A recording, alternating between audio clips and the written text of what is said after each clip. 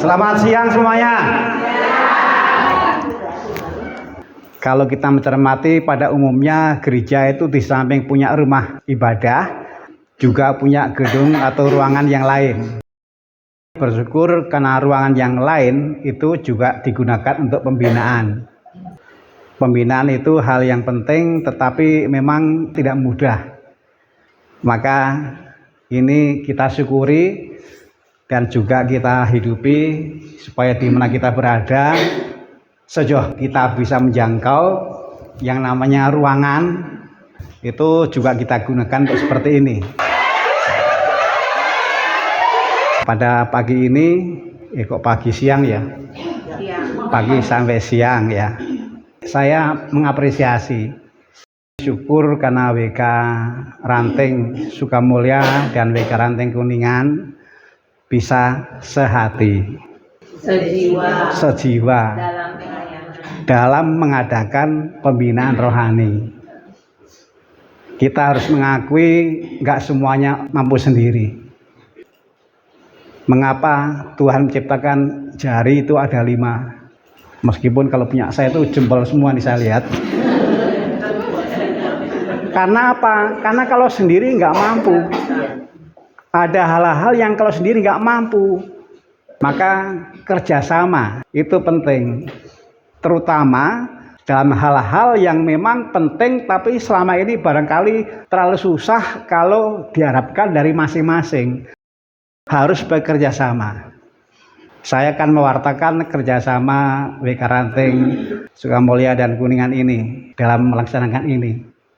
Saya merasa ini adalah hal yang bagus yang Tuhan berikan dan kita sambut, dan memang harus menjadi pelita yang menyala di atas kegedian, yang menjadi lampu yang di atas supaya juga memancarkan inspirasi bagi yang lain. Bahwa jumlahnya dari Sukamulya dan sini berbeda, nggak usah kita permasalahkan, nggak apa-apa. Yang penting adalah ternyata kita bisa bekerja sama untuk hal yang penting, yaitu pembinaan. Saya juga bersyukur karena Pak Andri tadi juga memberi inspirasi kepada saya. Kalau saya duet dengan Pak Andri selalu saya beri kesempatan yang pertama. Supaya apa? Supaya saya juga bisa belajar dari Pak Andri. Supaya saya juga bisa menimba inspirasi dari Pak Andri. Selama ini memang seperti itu. Saya dan Pak Andri itu berkali-kali kalau isi bareng nggak pernah rapat bersama, nggak pernah ya. Ini juga bilang cari waktu mau ngobrol, nggak usah, kita kan sudah profesional, langsung ke tempat pasti nanti akan nyambung. Tuhan yang membimbing, bukan kehebatan saya, bukan kehebatan Pak Andri, tapi Tuhan yang membimbing. Temanya itu sehati sejiwa dalam pelayanan bersama Kristus, tapi mau saya ubah tanpa mengubah isi. Rumusannya akan saya ubah menjadi sehati sejiwa bersama Kristus. Jangan mendahului. Saya ulang supaya kita paham. Ya karena inilah yang saya sampaikan. Saya ubah kalimatnya.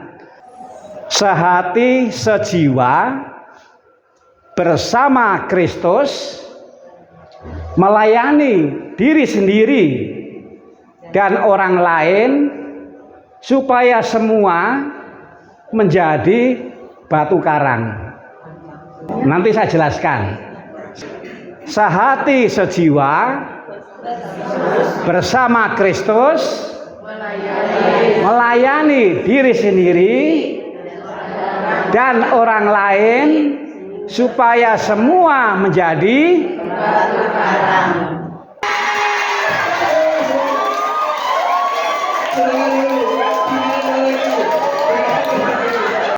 Saya kutipkan kata-kata Yesus. Yesus berkata mengenai gereja. Kata Yesus, di atas batu karang ini akan kudirikan gerejaku. Ingat itu, di atas batu karang ini akan kudirikan gerejaku, jemaatku. Jadi yang diharapkan oleh Yesus itu adalah gereja, jemaat, tapi yang berdirinya, landasannya adalah batu karang. Maka kita memang harus sehati sejiwa bersama Yesus yang mendirikan gereja, supaya semua bisa menjadi batu karang. Karena gereja, jemaat, persekutuan yang dibangun oleh Yesus adalah yang memang di atas batu karang. Kalau kita ingat batu karang, barangkali kita lalu ingat mengenai dua rumah yang dibangun dengan fondasi yang berbeda.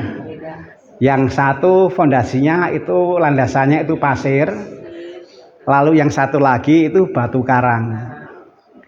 Kalau pasir itu nggak kokoh, maka bangunan cepat ambruk. Meskipun banyak tiangnya, meskipun banyak jarinya, tapi kalau landasannya nggak kokoh, ambruk. Tetapi kalau landasannya adalah batu karang, maka kokoh. Maka kita memang harus berusaha betul, yuk kita sehati sejiwa. Bersama Yesus yang mendirikan gereja, kita melayani diri sendiri, kita melayani orang lain, untuk yang jelas, supaya semuanya menjadi batu karang. Kalau kita menjadi batu karang, kita kokoh untuk diri sendiri, tetapi juga kokoh untuk topangan orang lain.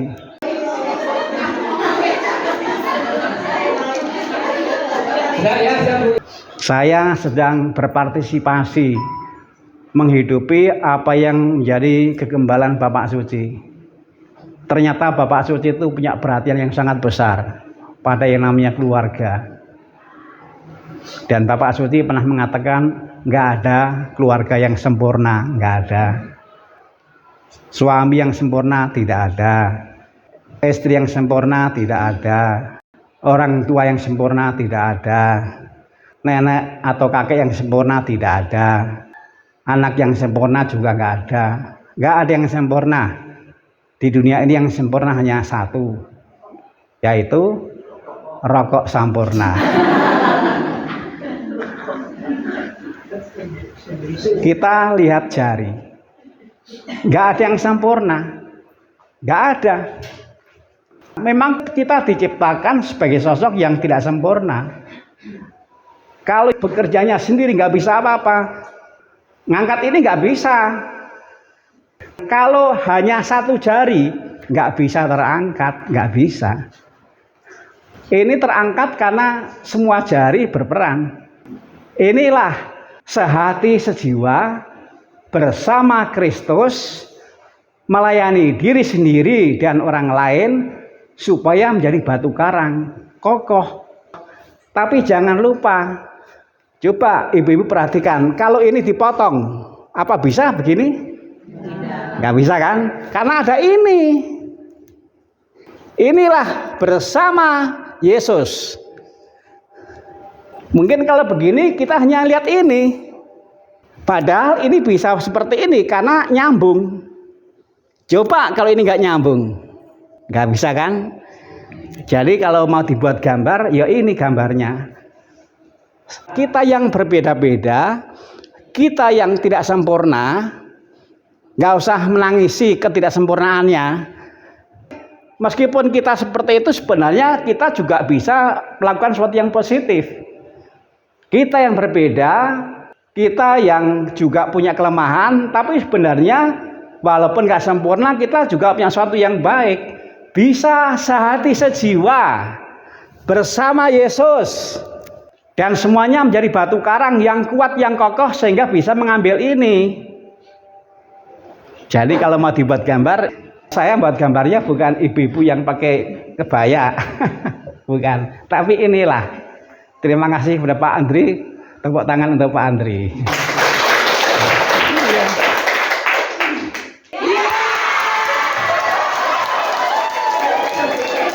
Sekarang ini kita harus berusaha betul menjadi batu karang, tetapi juga kalau kita bicara mengenai keluarga, kita juga harus berusaha supaya anggota keluarga yang lain juga menjadi batu karang. Hanya dengan menjadi batu karang, maka hidup beriman itu bisa kokoh. Kalau anggota keluarga itu berdirinya di atas batu karang, maka bisa menjadi kokoh. Makan siang jam berapa? Jam 11. Wah, sudah 11, sudah lewat, kalau itu batal makan siangnya.